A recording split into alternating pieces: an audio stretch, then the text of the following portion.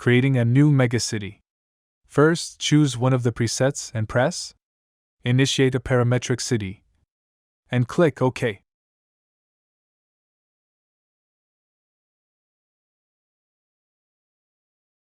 Click Edit Parametric City to start editing.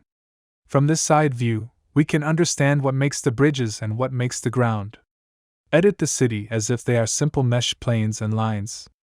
Mesh lines will become bridges and main roads, while mesh planes turn into city sections. You can scale, loop cut, copy, rotate, extrude, move, subdivide, add another plane, delete, or do anything you would do in a regular Blender mesh editing.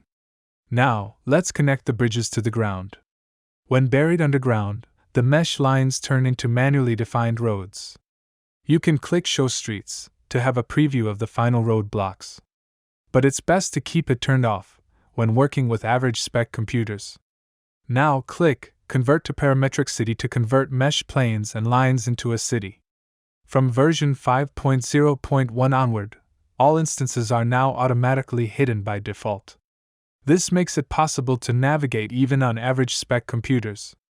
If you run into odd-looking city blocks, simply go back to the editing mode and move the nearby vertices or lines a little. Now, let's try changing the resolution to add more details to the city blocks.